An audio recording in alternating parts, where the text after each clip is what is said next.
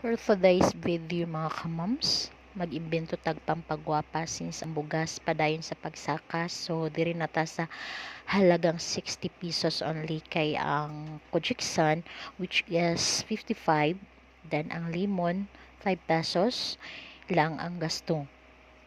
Ang kojiksan mga kamams and calamansi, ang kojiksan is skin lightening soap na asya high-grade kojic acid that effectively makes skin lighter. It has also easier pigment light technology that targets dark spots and uneven skin tone. While ang calamansi naapod siya ay vitamin C which is known to be the best vitamin for fighting viruses and keeping iron in the body. Mga kamams, depende sa inyo ha kung unsa inyong sudlan ani paghuman ninyo og mix sa kojiksan and lemon. So ayan, ginagutad nato siya og ginagmay, then ginagutad pa jud nato siya, gagmay pa jud kayo para dali ra yun siya malata bitaw. Gi cubes na nato siya, gigagmay pa gid og ayo.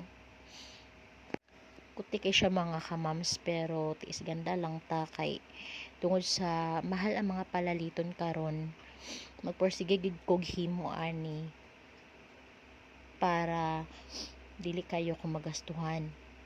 Ang mga kamams kani ay tuod siya kay maka-enlighten kay siya ilabi na gid sa atong bikini area, sa atong kilikili, sa atong mga lagom-lagom sa tuhod o sa mga atong mga kaliugan. Gamit kayo ni siya mga kamams. Then ato na din ang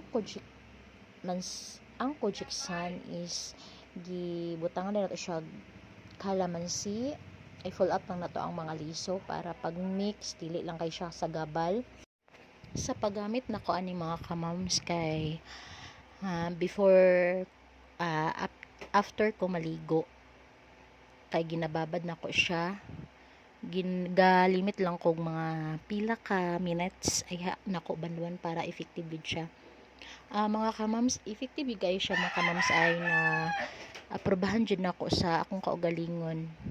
Puti akong kilikili, then basta nakuan gid nako siya mga kamams nga maka-enlighten gid siya. Dili gid ni siya ingon nga fake news or sa banda diha, tinuod yun ni siya mga kamams. Kay naobserbahan gid nako sa kaugaling kay mo jud ni siya nga akong gamit. Hapit na pud ko mag 1 year ani nga sige gamit. Then ayan mga kamams, kailangan nato siya i-shake para dali ra kay siya malata og ma-mix ang atong kojiksan and ang calamansi. Ayan na.